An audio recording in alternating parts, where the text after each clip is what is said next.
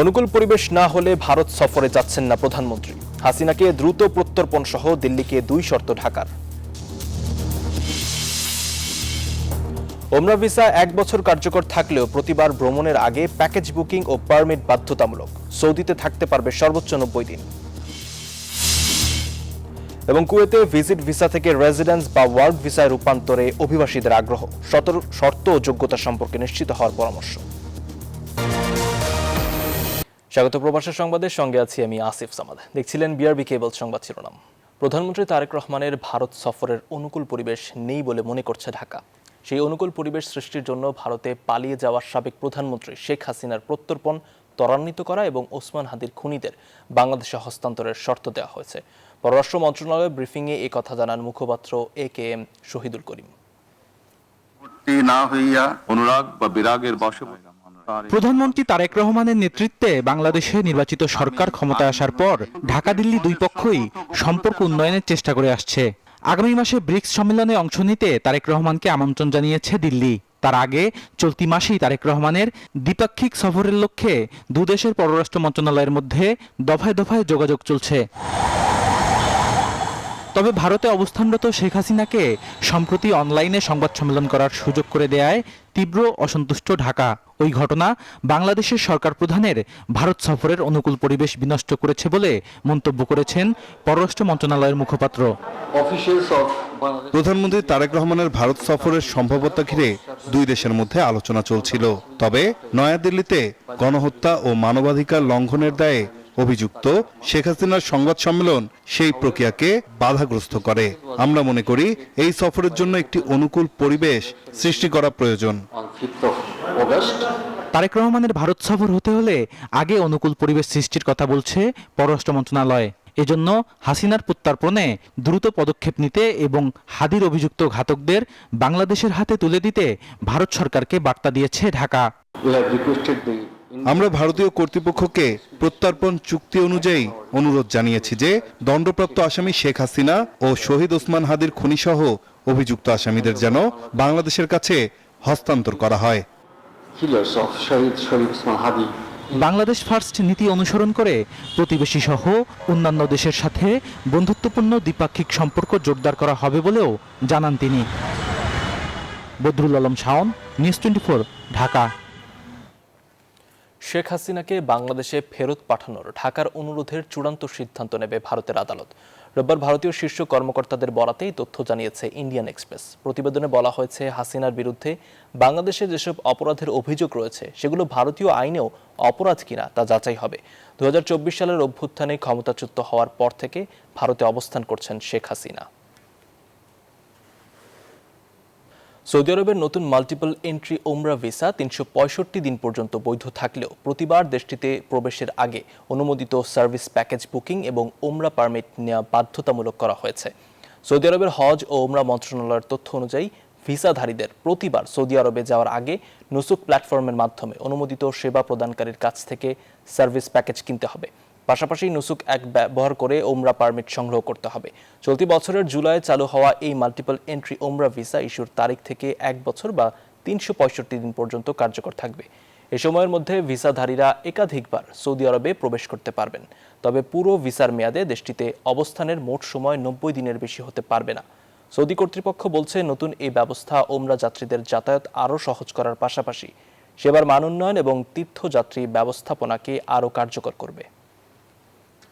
কুয়েতে visit visa থেকে residency কিংবা ওয়ার্ক পারমিটে রূপান্তরের খবরে প্রবাসীদের মধ্যে ব্যাপক আগ্রহ তৈরি হয়েছে। এই সুযোগের আশায় দেশটির বিভিন্ন রেসিডেন্সি অ্যাফেয়ার্স অফিসে ভিড় করছেন বিদেশি আবেদনকারীরা। তবে এই সুযোগ সবার জন্য উন্মুক্ত নয় বলে জানিয়েছে কুয়েতের স্বরাষ্ট্র মন্ত্রণালয়। জাহাঙ্গীর খান পলাশের তথ্যচিত্রে ডেস্ক রিপোর্ট। নির্দিষ্ট কিছু শর্ত পূরণকারী ব্যক্তিরাই কুয়েতে ভিজিট ভিসা থেকে রেসিডেন্সি কিংবা ওয়ার্ক পারমিটে রূপান্তরের জন্য আবেদন করতে পারবেন বলে জানিয়েছে কুয়েতের স্বরাষ্ট্র মন্ত্রণালয়। এই জন্য অনুমোদিত নিয়ম ও প্রক্রিয়া অনুসরণ করে আবেদন করতে হবে। প্রবাসীদের জন্য বিষয়টি গুরুত্বপূর্ণ হলেও সুযোগের পরিধি সীমিত হওয়ায় আবেদন করার আগে প্রয়োজনীয় শর্ত ও যোগ্যতা সম্পর্কে নিশ্চিত হওয়ার পরামর্শ দিয়েছেন সংশ্লিষ্টরা। বিভিন্ন শর্ত সাপেক্ষের ব্যাপার নাকি আছে এটার মধ্যে। যদি ভিজিট আইনে আমরা কাজে বিভিন্ন সেক্টরে যদি ট্রান্সফার করতে পারতাম তাহলে আমাদের জন্য সবচেয়ে ভালো হতো। সবার জন্য এই সেক্টর না, বিভিন্ন যাদের বেতন বেশি অথবা যারা ভালো ডাক্তার অথবা বিভিন্ন ক্যাটাগরিতে আছে তাদেরকে এই সুযোগ দেওয়া হয়েছে। ভিজিট ভিসা পরিবর্তনের নামে প্রতারণা থেকে সতর্ক থাকার পাশাপাশি কোনো অর্থ লেনদেনের আগে সংশ্লিষ্ট কর্তৃপক্ষের মাধ্যমে তথ্য যাচাইয়ের আহ্বান জানানো হয়েছে। Desk report, news 24। সাবেক প্রধানমন্ত্রী ও বিএনপি চেয়ারপারসন বেগম খালেদা জিয়ার ৮২তম জন্মদিন উপলক্ষে মালদ্বীপে আলোচনা সভা ও দোয়া মাহফিলের আয়োজন করেছে মালদ্বীপ বিএনপি। শনিবার রাতে স্থানীয় একটি অভিজাত রেস্টুরেন্টের হলরুমে অনুষ্ঠিত এই অনুষ্ঠানে বিএনপি মালদ্বীপ শাখার সভাপতি মোহাম্মদ খলিলুর রহমান সভাপতিত্ব করেন। অনুষ্ঠানে উপস্থিত ছিলেন মালদ্বীপ বিএনপির সিনিয়র সহসভাপতি নেহের মিয়া নানা, বাবুল হোসেন, ইমরান হোসেন তালুকদার, শাহ আলম, মোহাম্মদ ফারুক, মুক্তার হোসেন, সাধারণ সম্পাদক জহিরুল ইসলাম, সিনিয়র যুগ্ম সম্পাদক শরীফুল ইসলাম, যুগ্ম সম্পাদক রবিউল আলম সহ বিএনপি ও এর অঙ্গ সহযোগী সংগঠনের নেতাকর্মী ও সমর্থকরা।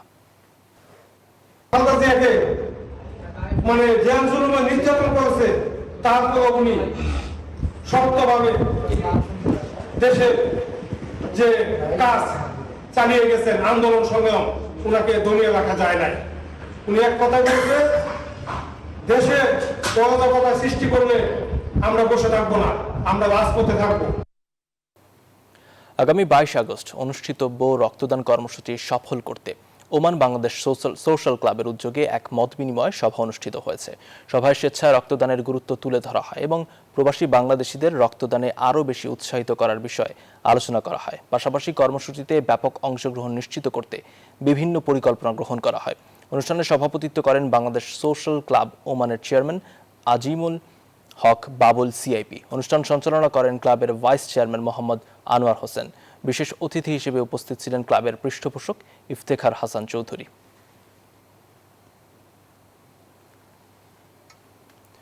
জার্মানির বায়ার্ন অঙ্গরাজ্যের দক্ষিণে অস্ট্রিয়ার সীমান্তে আলগয়ে শহরে অনুষ্ঠিত হয় ১৯তম আন্তর্জাতিক প্যানোরামা দূরপাল্লার ম্যারাথন। ৪২.৩ কিলোমিটার পাহাড়ি পথ পাড়ি দিয়ে সফলভাবে ফিনিশিং লাইন স্পর্শ করেন দৌড়বিদ শিবশঙ্কর পাল। দৌড়বিদদের সাধারণত পাহাড়ি উঁচু নিচু ট্র্যাক পাড়ি দিতে বেশ বেগ পেতে হয়। অভিজ্ঞ শিবশঙ্কর পাল ছিলেন বরাবরের মতন অবিচল এবং আত্মবিশ্বাসী। এটি তার ব্যক্তিগত ১৪২তম আন্তর্জাতিক ম্যারাথন, যেখানে শিবশঙ্কর বাংলাদেশের লাল সবুজের পতাকা হাতে নিয়ে অংশ নেন।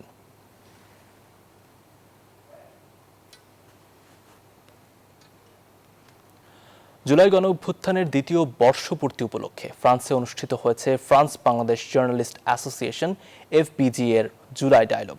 প্যারিসের পন্তা এলাকার একটি হোটেলে আয়োজিত সেমিনারে জুলাই আন্দোলনের স্মৃতি, অর্জন, রাষ্ট্র সংস্কার, গণতান্ত্রিক ভবিষ্যৎ এবং প্রবাসীদের ভূমিকা নিয়ে আলোচনা করেন বক্তারা।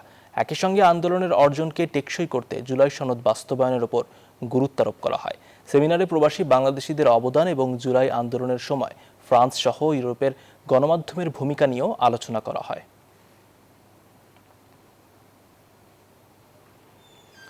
টুগেদার ফর হিউম্যানিটি এই বার্তাকে সামনে রেখে মানবিক সহায়তা, সামাজিক সংযোগ এবং প্রবাসী কমিউনিটির কল্যাণে নানা কর্মসূচি পরিচালনা করছে সাদা হাতি অ্যাসোসিয়েশন। ফ্রান্সের প্যারিসে আয়োজিত এক অনুষ্ঠানে সংগঠনটির চলমান কার্যক্রম ও ভবিষ্যৎ পরিকল্পনা তুলে ধরা হয়। বিনামূল্যে পরিচালিত উদ্যোগগুলোর মধ্যে রয়েছে পার্মানেন্ট স্যাটারটেড সাপোর্ট সুন্দরবন, সুন্দর জীবন, আমাদের ছোট্ট বাংলাদেশ এবং সাদা হাতি পডকাস্ট। সংগঠনটির চেয়ারম্যান সোনিয়া জামানের সঞ্চালনায় আয়োজিত অনুষ্ঠানে সামাজিক ও সাংস্কৃতিক অঙ্গনের বিভিন্ন ব্যক্তি সহ অর্ধশতাধিক মানুষ অংশ নেন। জনগণকে পেছনে রেখে দেশের উন্নয়ন সম্ভব নয় বললেন প্রধানমন্ত্রী তারেক রহমান। কিশোরগঞ্জ সফরে পুরাতন স্টেডিয়াম মাঠে ফ্যামিলি কার্ড বিতরণ অনুষ্ঠানে একথা বলেন তিনি। প্রধানমন্ত্রী বলেন, যারা বিএনপির বিরুদ্ধে বিভ্রান্তি তৈরি করার চেষ্টা করছে তারা ১৭ বছর রাজপথে ছিল না। এর আগে আরেকটি অনুষ্ঠানে প্রধানমন্ত্রী বলেন, বিগত স্বৈরাচার সরকারের অব্যবস্থাপনার কারণেই বিদ্যুৎ ও জ্বালানির অভাবে দেশের মানুষ কষ্ট পাচ্ছে। কিশোরগঞ্জ থেকে আরও জানাচ্ছেন সাইফুল ইসলাম। সরকার গঠনের পর প্রথমবার কিশোরগঞ্জ সফরে প্রধানমন্ত্রী তারেক রহমান। দিনভর নানা কর্মসূচি শেষে পড়ন্ত বিকেলে কিশোরগঞ্জ পুরাতন স্টেডিয়াম মাঠে ফ্যামিলি কার্ড বিতরণ ও ইমাম মুয়াজ্জিন এবং অন্য ধর্মগুরুদের ভাতা প্রদান করেন প্রধানমন্ত্রী। প্রধানমন্ত্রী বলেন, জনগণকে পেছনে রেখে দেশের উন্নয়ন সম্ভব নয়। বিএনপি সবার আগে সংস্কার প্রস্তাব দিয়েছিল মন্তব্য করে তিনি বলেন, যারা এখন বিএনপির বিরুদ্ধে বিভ্রান্তি তৈরি করার চেষ্টা করছে তারা 17 বছর রাজপথে ছিল না। আন্দোলনে বিএনপি সহ বিএনপির সাথে যেই রাজনৈতিক দলগুলি মাঠে ছিল তাদের নেতাকর্মীরা অত্যাচার নির্যাতনের শিকার হয়েছে, গুম খুনের শিকার হয়েছে। আজকে যারা বড় বড় কথা বলছে, যারা বলছে জনগণকে যারা বিভ্রান্ত করার চেষ্টা করছে বিএনপি সরকারের বিরুদ্ধে, তাদেরকে আমরা রাজপথে বিগত 17 বছর দেখি নাই। এর আগে কিশোরগঞ্জ পৌঁছে পাকুন্দিয়ায় ব্রহ্মপুত্র নদে মাছের পোনা অবমুক্ত ও বিতরণ করেন প্রধানমন্ত্রী। শুভেচ্ছা বিনিময় করেন স্থানীয়দের সঙ্গে। জানান, পর্যায়ক্রমে দেশের সব নদী ও খালে মাছের পোনা ছাড়া হবে। প্রধানমন্ত্রী বলেন, বিগত ফ্যাসিস্ট সরকারের অপরিকল্পিত পদক্ষেপের কারণে দেশে এখন বিদ্যুৎ ও জ্বালানির সংকট। অপরিকল্পিত বিভিন্ন পদক্ষেপের জন্য আজকে বিদ্যুৎ এবং জ্বালানির এই অবস্থা। এই আগামী 27 তারিখে জাতীয় সংসদের মধ্যে উপস্থাপন করবে কিভাবে আমরা ইনশাআল্লাহ আগামী 10 বছর এই দেশের বিদ্যুৎ সমস্যার সমাধান করব।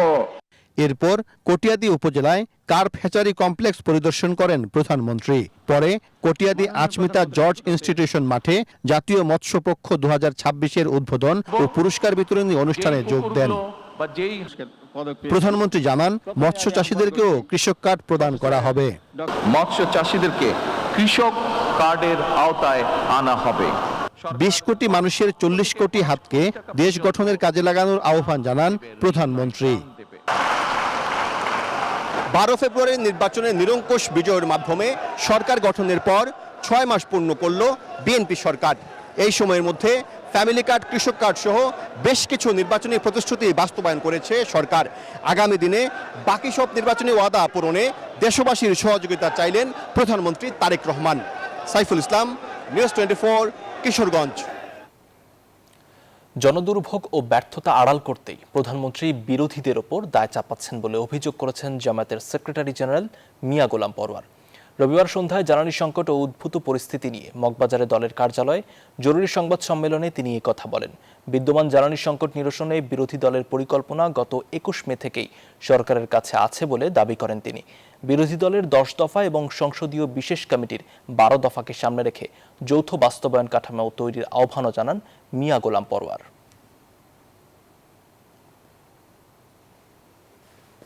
বিরোধী দলীয় নেতা, যিনি বাংলাদেশ জামাত ইসলামের সম্মানিত আমির, পার্লামেন্টের শুরু থেকে তিনি দুইটা কথা বলেছেন যে আমরা দায়িত্বশীল গঠনমূলক বিরোধী দলের ভূমিকা আমরা পার্লামেন্টে পালন করব, সকল ভালো কাজে সরকারকে সহযোগিতা করব, সকল জনস্বার্থ বিরোধী মন্দ কাজে আমরা সরকারের বিরোধিতা করব।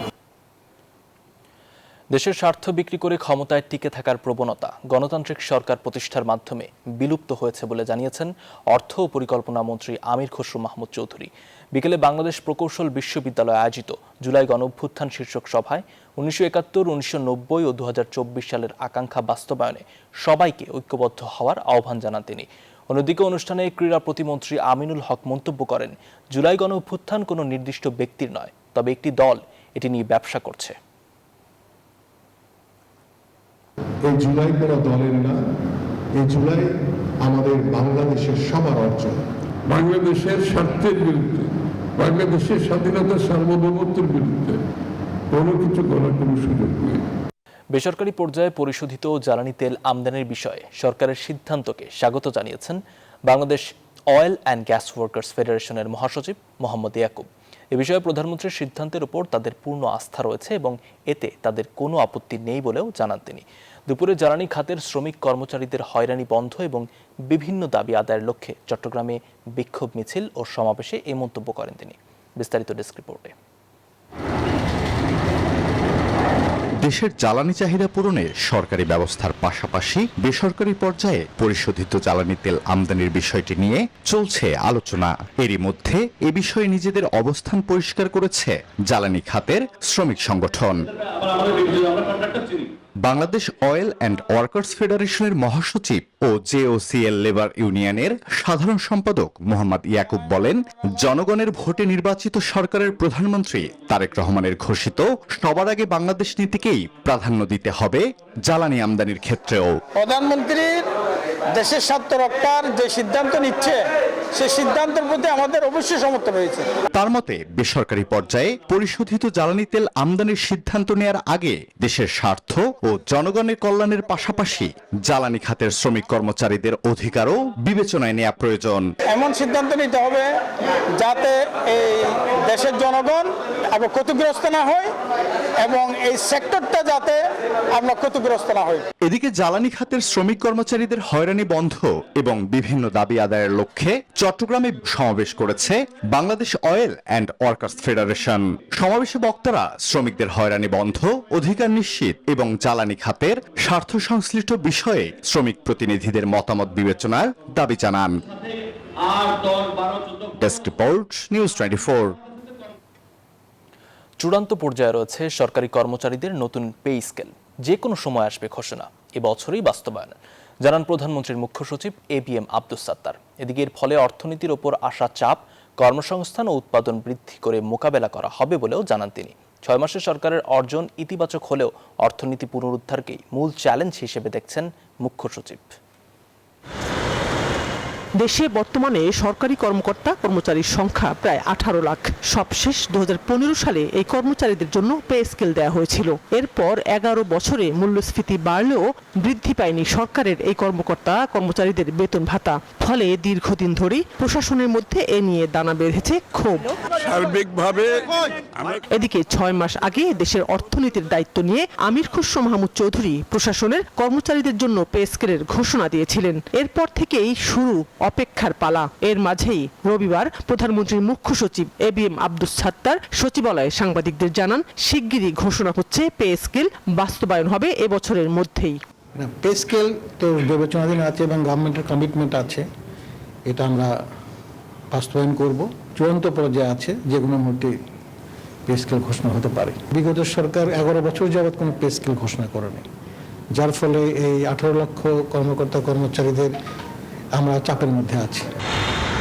বৈশ্বিক চাপে দেশের অর্থনীতির এই নাজুক পরিস্থিতিতে পে স্কেল ঘোষণা হলে মূল্যস্ফীতির উপর প্রভাব পড়বে এমনটা স্বীকার করে প্রধানমন্ত্রীর দপ্তরের উচ্চ পর্যায়ের এই কর্মকর্তা বলেন, অর্থনৈতিক চাপ মোকাবেলা করতে নানা উপায় ভেবে রেখেছে সরকার। আমরা কর্মসংস্থান করব, তারপরে প্রোডাক্টিভিটি বাড়াবো, অনেক চ্যালেঞ্জ আছে, সেগুলো এক এক করে আমরা করবো আর কি। মেইন চ্যালেঞ্জ হচ্ছে অর্থনীতি, ব্যাংক লুটপাট হয়েছে, লক্ষ লক্ষ কোটি টাকা, সবকিছুর জানিয়ে দায়ী হলো বিগত সরকারগুলো। এদিকে প্রশাসনের সর্বোচ্চ পদ মন্ত্রিপরিষদ সচিব ও জনপ্রশাসন সচিবের চুক্তির মেয়াদ শেষ হচ্ছে একদিন পরই। এ বিষয়ে পরবর্তী সিদ্ধান্ত জানতে 24 ঘন্টা অপেক্ষা করার কথাও জানান প্রধানমন্ত্রীর মুখ্য সচিব। এটা একটু অপেক্ষা করেন, 24 ঘন্টা পর হয়তো জানতে পারবেন। শানাজি ইয়াসমিন, নিউজ 24, ঢাকা। এবারে নিউজ 24 স্পোর্টস। 23 বছর পর অস্ট্রেলিয়ার মাটিতে টেস্ট খেলতে নেমে ইতিহাস গড়ল বাংলাদেশ। অজিদের তাদের ঘরের মাঠে 9 উইকেটে হারালো টাইগাররা। সিরিজে এগিয়ে গেল 1-0 ব্যবধানে। ম্যাচ সেরা হাসান মাহমুদ। এই বিজয়ে লেখা হলো বাংলাদেশের টেস্ট ক্রিকেটের অন্যতম গৌরবময় অধ্যায়, যে জয়ের সাক্ষী হয়ে থাকলো পুরো ক্রিকেট বিশ্ব। অস্ট্রেলিয়ার মাটিতে মাইটি অজিদের 9 উইকেটে হারিয়ে ইতিহাস লিখল বাংলাদেশ। যে ইতিহাসে কখনো ব্যাট হাতে অস্ট্রেলিয়ার বোলারদের শাসন করেছে তানজিদ তামিম, নাজমুল শান্তরা, আবার বল হাতে অজিদের ব্যাটিং লাইন আপে ধস নামিয়েছেন হাসান মাহমুদ, মেহেদী হাসান মিরাজরা। ডারউইন টেস্টের শুরু থেকে শেষ কোন সেশনেই যেন টাইগারদের সামনে দাঁড়াতেই পারেনি অস্ট্রেলিয়া। প্রথম দিন থেকেই শুরু হয় বাংলাদেশের দাপট। বল হাতে আগুন ঝরিয়ে অস্ট্রেলিয়ার ব্যাটিংয়ে প্রথম আঘাত হানেন হাসান মাহমুদ। তার বিধ্বংসী বোলিংয়ে মাত্র 198 রানে গুটিয়ে যায় প্যাট কামিন্সের দল। আর ইতিহাসের পাতায় নিজের নাম লেখান হাসান, একাই শিকার করেন 6 উইকেট। জবাবে ব্যাট হাতে বাংলাদেশ আরও দাপুটে। অস্ট্রেলিয়ার মাটিতে নিজেদের টেস্ট ইতিহাসের অন্যতম সেরা ব্যাটিং প্রদর্শনীতে 426 রান স্কোরবোর্ডে যোগ করে টাইগাররা। গড়ে 228 রানের বিশাল লিড। প্রথম বাংলাদেশি হিসেবে অস্ট্রেলিয়ার মাটিতে টেস্ট সেঞ্চুরির ইতিহাস গড়েন তানজিদ হাসান তামিম। সঙ্গে অধিনায়ক নাজমুল হোসেন শান্তর 82 এবং মেহেদী হাসান মিরাজের কার্যকরী অর্ধশতক। সব মিলিয়ে অজিদের উপর চেপে বসে টাইগাররা। বাংলাদেশের বিশাল লিডের চাপ সামলাতে নেমে আরো বিপর্যস্ত প্যাট কামিন্সের দল। হাসান মাহমুদের আগুনের পর এবার অজিদের টুটি চেপে ধরেন মেহেদী হাসান মিরাজ। একের পর এক উইকেট তুলে অস্ট্রেলিয়ার ব্যাটিং অর্ডারে তৈরি করেন ধস। তবে ধ্বংসস্তূপে দাঁড়িয়েও একাই লড়াই করে যান ক্যামেরন গ্রিন। তার দুর্দান্ত সেঞ্চুরিও শেষ পর্যন্ত বাঁচাতে পারেনি অস্ট্রেলিয়াকে। মিরাজের ফাইফারে 282 রানেই থামে অজিদের দ্বিতীয় ইনিংস। বাংলাদেশের সামনে লক্ষ্য দাঁড়ায় মাত্র 57 রান। ইতিহাস তখন হাতছানি দিচ্ছে, প্রয়োজন মাত্র 57। অস্ট্রেলিয়ার মাটিতে বাংলাদেশের সবচেয়ে স্মরণীয় এক জয়ের জন্য। শুরুতেই তানজিদ তামিমের উইকেট হারিয়ে কিছুটা শঙ্কা, কিন্তু এবারও ভয়কে জয় করে টাইগাররা। মমিনুল হক ও সাদমান ইসলামের দৃঢ় ব্যাটিংয়ে সেই শঙ্কা পরিণত হয় উৎসবে। শেষ পর্যন্ত মাইটি অস্ট্রেলিয়ার দুর্গ চূর্ণ বিচূর্ণ করে তাদের ঘরের মাঠে 9 উইকেটের ঐতিহাসিক জয় বাংলাদেশের। টাইগারদের এই জয় প্রমাণ করে দিয়েছে সামর্থ্য আর আত্মবিশ্বাস থাকলে প্রতিপক্ষ যত বড়ই হোক ইতিহাস বদলে দেওয়া সম্ভব। আবরার আল দাইয়ান, নিউজ 24। 23 বছর পর অস্ট্রেলিয়ার মাটিতে টেস্ট খেলতে নেমেই ইতিহাস করেছে বাংলাদেশ। ডারউইনে টেস্টে ঐতিহাসিক এই জয়ের পর বাংলাদেশ দলের সঙ্গে ভিডিও কলে কথা বলেছেন প্রধানমন্ত্রী তারেক রহমান। অভিনন্দন জানিয়েছেন দলের খেলোয়াড়, কোচিং স্টাফ সহ সংশ্লিষ্ট সবাইকে। দীর্ঘ 23 বছর পর অস্ট্রেলিয়ার মাটিতে টেস্ট খেলতে নেমে ইতিহাস লিখল বাংলাদেশ। ডারউইনে স্বাগতিক অস্ট্রেলিয়াকে 9 উইকেটের বিশাল ব্যবধানে হারিয়ে সিরিজে এগিয়ে গেল টাইগাররা। অজিদের ঘরের মাঠে এমন জয়ে বাংলাদেশ টেস্ট ক্রিকেটে যোগ করল নতুন এক গৌরব গাথা। ঐতিহাসিক এই জয়ের পরেই বাংলাদেশ দলের সঙ্গে ভিডিও কলে কথা বলেন প্রধানমন্ত্রী তারেক রহমান। বিসিবি সভাপতি তামিম ইকবালের সঙ্গে যুক্ত হয়ে দলের খেলোয়াড়, কোচিং স্টাফ ও সংশ্লিষ্ট সবাইকে অভিনন্দন জানান তিনি। একই সঙ্গে দলের খোঁজ খবরও নেন সরকার প্রধান। বাংলাদেশে অপেক্ষা করছি আপনাদেরকে ওয়েলকাম করার জন্য। সবার শরীর ভালো আছে তো? সবাই ইন গুড হেলথ? ঠিক তো হবে, হ্যাঁ স্বাভাবিক। বাংলাদেশ দলের এমন দুর্দান্ত পারফরম্যান্সের প্রশংসা করেন প্রধানমন্ত্রী। একই সঙ্গে পরের টেস্টেও ভালো খেলার প্রত্যাশা জানিয়ে সিরিজ জয়ের এই সম্ভাবনাকে চূড়ান্ত সাফল্যে রূপ দেওয়ার আশা প্রকাশ করেন তিনি।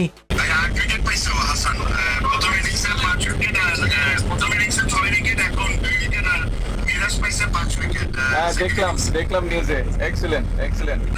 বগুড়ার না, ও বাংলাদেশের ছিল। ও বগুড়ার না, বাংলাদেশের ছিল। হি রিপ্রেজেন্ট বাংলাদেশ, নট বগুড়া। অস্ট্রেলিয়ার বিপক্ষে এর আগে 2017 সালে মিরপুরে জয় পেয়েছিল বাংলাদেশ। তবে এবার টেস্ট র্যাঙ্কিং এর 1 নম্বর দল অস্ট্রেলিয়াকে তাদের মাটিতে হারিয়ে নতুন ইতিহাস গড়ল টাইগাররা। আবরার আল দাইয়ান, নিউজ 24। এই ছিল প্রবাসের সংবাদে। আরো সংবাদ বিশ্লেষণ জানতে ভিজিট করুন news24bd.tv। ধন্যবাদ।